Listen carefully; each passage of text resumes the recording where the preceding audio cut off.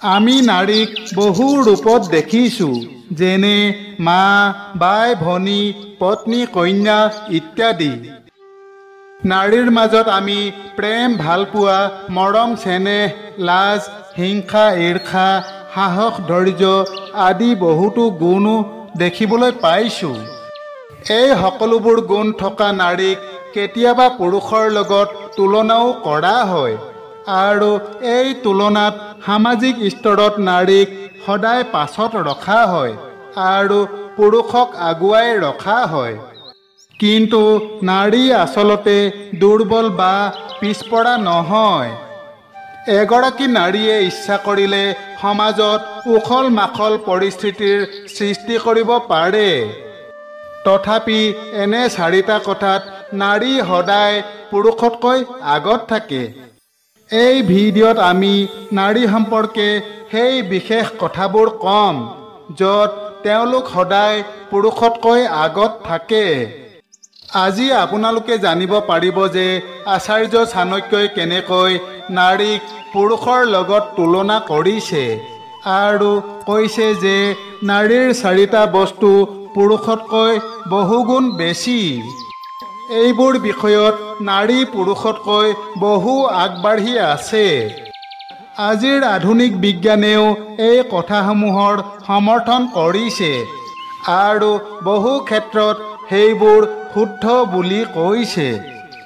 আৰু কিছুমান বিষয়ত বিজ্ঞানৰ মতামতো বেলেগ হয়।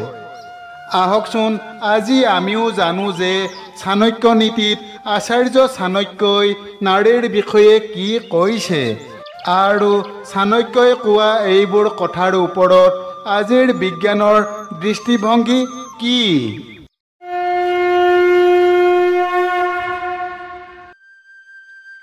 আচাৰ্য চাণক্য আছিল এজন অতি বুদ্ধিমান আৰু সুদক্ষ ৰাজনীতিবিদ। তেওঁ নিজৰ নীতিত এজন ব্যক্তিক সফলতা লাভৰ বাবে প্ৰয়োজনীয় বিভিন্ন পথ দেখুৱাই নহয়, এইবোৰৰ জৰিয়তে সমাজৰ কল্যাণো কৰিছে। নিজৰ নীতিৰ বলত আচাৰ্য চাণক্যই এজন সাধাৰণ শিশু চন্দ্ৰগুপ্ত মৌৰ্যক মগধৰ সম্ৰাট ৰূপে অধিষ্ঠিত কৰিছিল। আচাৰ্য চাণক্যৰ এই নীতিসমূহৰ পৰাই চাণক্য নীতি গ্ৰন্থৰ সৃষ্টি হৈছে। চাণক্য নীতিত লিখা কথাবোৰ আজিও সত্য বুলি গণ্য কৰা হয়। চাণক্য নীতিত পুৰুষ আৰু নাৰীৰ সম্পৰ্কৰ লগতে তেওঁলোকৰ গুণৰ কথাও উল্লেখ আছে। আচাৰ্য চাণক্যই তেওঁৰ নীতি গ্ৰন্থত নাৰীৰ বিষয়ে সেই বিশেষ কথাবোৰো কৈছে, যিবোৰ কথা নাৰীয়ে কাকো নকয়। তেওঁৰ নীতিত চাণক্যই পুৰুষৰ লগত নাৰীৰ তুলনা কৰি তেওঁলোকৰ ভাৱৰ বিষয়েও বৰ্ণনা কৰিছে।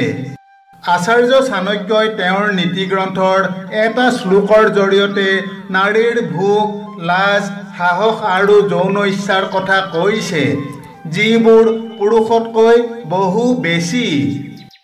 এই চাৰিটা বস্তু পুৰুষৰ তুলনাত মহিলাৰ ক্ষেত্ৰত ক্ৰমে বৃদ্ধি পায়।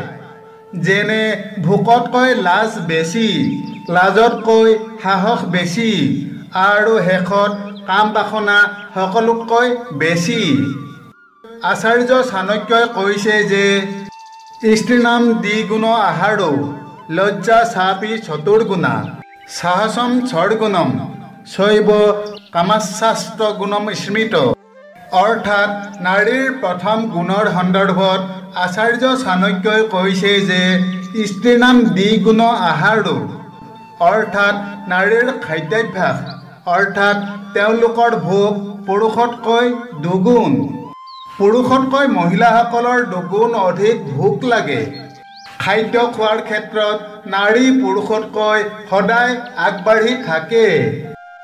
আজিৰ প্ৰেক্ষাপটত যদি আপুনি এই কথাটো চায়, তেন্তে আপুনি হয়তো ইয়াৰ লগত একমত নহ'বও পাৰে।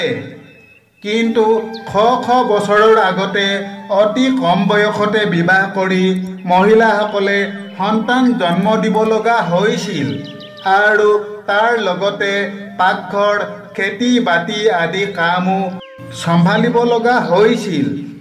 আজিকালি বহু মানুহৰ ঘৰৰ ভিতৰতে পানীৰ পাইপ আছে, কিন্তু আগতে এটা পাত্ৰত পানী ভৰাবলৈও বহু মাইল খোজকাঢ়ি যাব লগা হৈছিল। এইবোৰ কাৰণত নাৰীক অধিক শক্তিৰ প্ৰয়োজন হৈছিল। কিন্তু মানুহৰ জীৱনশৈলী সলনি হোৱাৰ লগে লগে থকা মেলা, খোৱা বোৱা আদি অভ্যাসৰো পৰিৱৰ্তন হ'ল। যদিহে বৈজ্ঞানিক দিশটোৰ কথা কওঁ, তেন্তে বিজ্ঞানেও মানি লয় যে পুৰুষৰ শৰীৰতকৈ মহিলাৰ শৰীৰত অধিক শক্তি আৰু জিৰণিৰ প্ৰয়োজন।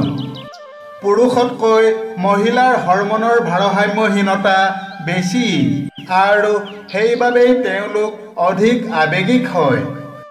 ইয়াৰ উপৰিও তেওঁলোকৰ দৈনন্দিন কাম কাজ, প্ৰতি মাহে শৰীৰৰ পৰা হোৱা ৰক্তক্ষৰণ, এই সকলোবোৰ কাৰণতে মহিলাসকলক অধিক পুষ্টিকৰ খাদ্যৰ প্ৰয়োজন হয়।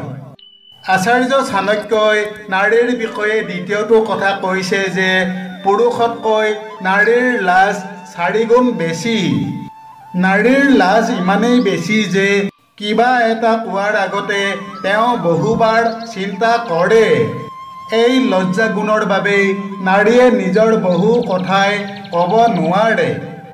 নাৰীৰ আৱেগিকতাও পুৰুষতকৈ বহু অধিক বেছি। আৱেগিক হোৱাটো নাৰীৰ দুৰ্বলতা নহয়, বৰঞ্চ তেওঁলোকৰ আভ্যন্তৰীণ শক্তি। পৰিস্থিতি অনুযায়ী নাৰীয়ে নিজকে খাপ খুৱাই লয়। সংকটৰ সময়ত নাৰীয়ে মানসিক চাপত পৰাৰ পৰিৱৰ্তে সাহসেৰে সংকটৰ সন্মুখীন হয়। নাৰীয়ে নিজৰ বুদ্ধিমত্তাৰে জীৱনৰ আটাইতকৈ কঠিন পৰিস্থিতিৰ পৰাও সহজেই ওলাই আহে, যি ক্ষেত্ৰত পুৰুষে নিজৰ নিয়ন্ত্ৰণ হেৰুৱাই পেলায়। হাজাৰ হাজাৰ বছৰ আগতে চাণক্যই যি কৈছিল, আজিৰ বিজ্ঞানেও সেইটো শুদ্ধ বুলি কৈছে।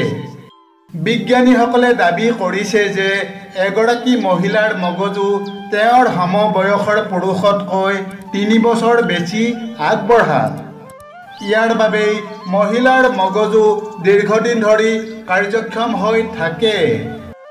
গৱেষকসকলৰ মতে বয়স বৃদ্ধিৰ লগে লগে পুৰুষৰ মগজু মহিলাৰ মগজুতকৈ বেছি দ্ৰুত গতিত সংকুচিত হয়।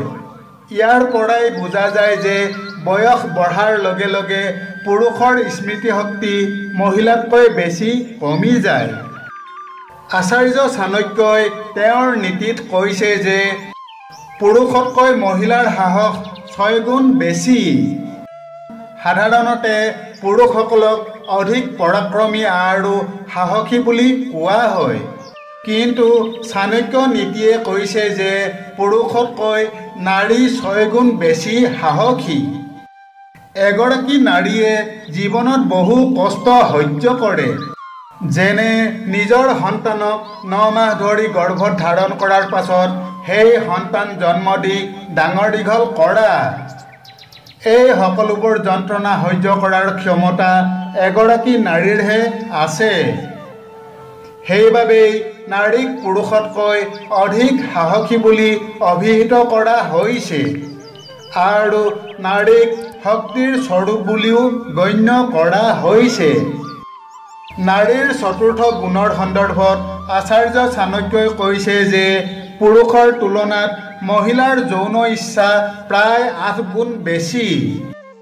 যৌন কামনাৰ সন্দৰ্ভত আচাৰ্য চাণক্যই কৈছে যে নাৰীৰ অত্যধিক যৌন কামনা কোনো পাপ নহয় আৰু এইটো নাৰীৰ অনৈতিক অথবা চৰিত্ৰহীন হোৱাৰ লক্ষণো নহয়। চাণক্যৰ মতে যৌনতা হৈছে নিজকে পিতৃৰ ঋণৰ পৰা মুক্ত কৰাৰ সহজ উপায় আৰু সন্তান জন্ম দিহে এই ঋণৰ পৰা মুক্ত হ'ব পাৰে। বিজ্ঞানেও প্ৰমাণ কৰিছে যে পুৰুষতকৈ মহিলাৰ যৌনতা বেছি। নাৰী আৰু পুৰুষৰ যৌনতাৰ ক্ষেত্ৰত বহুত পাৰ্থক্য দেখা যায়। পুৰুষৰ যৌনতা মূলতঃ শৰীৰৰ লগত জড়িত, আনহাতে নাৰীৰ বাবে আৱেগিক সংযোগ অধিক গুৰুত্বপূৰ্ণ। বেছিভাগ পুৰুষেই মহিলাৰ শৰীৰৰ প্ৰতি আকৰ্ষিত হৈ যৌনতা অনুভৱ কৰে। ইয়াৰ বাবে পুৰুষক প্ৰেম বা আৱেগিক মোহৰ প্ৰয়োজন নাই। কিন্তু নাৰীৰ ক্ষেত্ৰত এনে নহয়। যেতিয়ালৈকে নাৰীয়ে কোনো পুৰুষৰ লগত মানসিকভাৱে সংযোগ স্থাপন নকৰে তেতিয়ালৈকে তাই তেওঁৰ লগত শাৰীৰিক সম্পৰ্ক স্থাপন কৰিবলৈ ইচ্ছুক নহয়। এগৰাকী নাৰীয়ে এজন পুৰুষৰ প্ৰতি তেতিয়ালৈকে আকৰ্ষিত নহয় যেতিয়ালৈকে তাই তেওঁক ভাল নাপায় অথবা আৱেগিকভাৱে সম্পৰ্কিত নহয়। এজন সুদৰ্শন পুৰুষে হয়তো নাৰীৰ দৃষ্টি আকৰ্ষণ কৰিব পাৰে, কিন্তু কেৱল সেই সুন্দৰ শৰীৰৰ বাবেই নাৰীয়ে তেওঁৰ লগত যৌন সম্পৰ্ক স্থাপন কৰিব নিবিচাৰিবও পাৰে। সেইবাবেই কোৱা হয় যে পুৰুষে যৌন ক্ৰিয়াৰ বাবে প্ৰেম কৰে আৰু নাৰীয়ে প্ৰেম পাবলৈ যৌন ক্ৰিয়া কৰে। আচাৰ্য চাণক্যই কৈছে যে পুৰুষতকৈ নাৰীৰ যৌন ইচ্ছা নিশ্চিতভাৱে 8 গুণ বেছি। কিন্তু নাৰীৰ লাজ আৰু সহনশীলতা অধিক হোৱা বাবে তেওঁলোকে ইয়াক প্ৰকাশ হ'বলৈ নিদিয়ে আৰু ধৰ্ম আৰু সমাজক মনত ৰাখি কাৰ্য কৰে। বান্ধৱসকল, আশা কৰোঁ আমাৰ আজিৰ কথাভাগ আপোনালোকৰ নিশ্চয় ভাল লাগিল। আগলৈও আমাৰ সৈতে সংযুক্ত হৈ থাকি এনেধৰণৰ ধৰ্মীয় তথা তথ্য সমৃদ্ধ কথাৰ বাবে কাকতি ক্ৰিয়েশ্যন চেনেলটো ছাবস্ক্ৰাইব কৰি ল'ব। ধন্যবাদ। জয় শ্ৰীকৃষ্ণ।